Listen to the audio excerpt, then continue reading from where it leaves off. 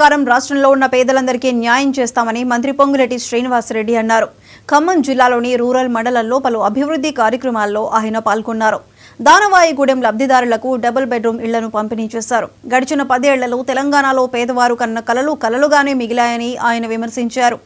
అర్హులైన ప్రతి ఒక్కరికి ఇందిరమ్మ ఇళ్లు ఇచ్చే బాధ్యత తనదేనని అన్నారు.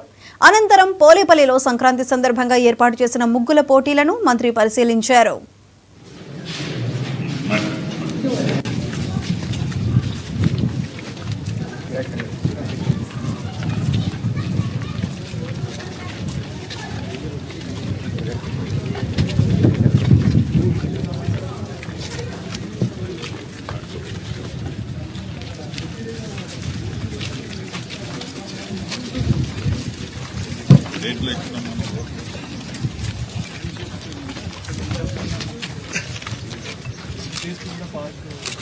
భూమికి అది పేదవాడికి కానీ ధనికుడు కానీ సంవత్సరానికి ప్రతి ఎకరాకి 12,000 రూపాయలు ఇచ్చే కార్యక్రమం రేపు జనవరి 26వ తారీఖు నాడు ఫైనల్ చేయబడింది.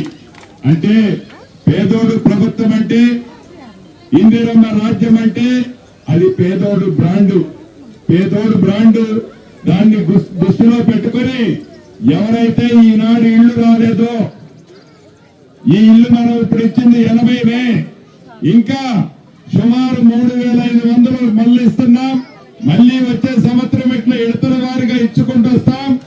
ఎవరు కూడా అభద్రతకు లోను కావాల్సిన అవసరం లేదని మరొక్కసారి ఈ వేదిక మీద నుంచి మీ అందరికీ తెలుపుతూ, మా ఆడబిడ్డలకి అన్నదమ్ములందరికీ కూడా సంక్రాంతి శుభాకాంక్షలు తెలుపుతూ సెలవు తీసుకుంటున్నాను. పత్రికల్లో ఆడబిడ్డలు అందరూ ఆనందంగా ఉండండి. ఇంతకుముందే కమిషనర్ గారు చెప్పారు, అక్కడి నుంచి 2 కోట్ల రూపాయలతో రోడ్డు శాంక్షన్ చేశాను. అదే రకంగా పార్కుకు కూడా 50 లక్షల రూపాయలతో శాంక్షన్ చేశాను. రాబోయే కొద్ది రోజుల్లోనే ఈ రోడ్డు 4-5 రోజుల్లో పని మొదలవుతుంది. పార్క్ వర్క్ కూడా మొదలవుతుంది. డ్రైనేజీకి సంబంధించిన సమస్యను కూడా పరిష్కరించడం జరుగుతుందని తెలుపుకుంటూ మీ అందరి దగ్గర సెలవు తీసుకుంటున్నాను. ఆడబిడ్డలకి మనస్ఫూర్తిగా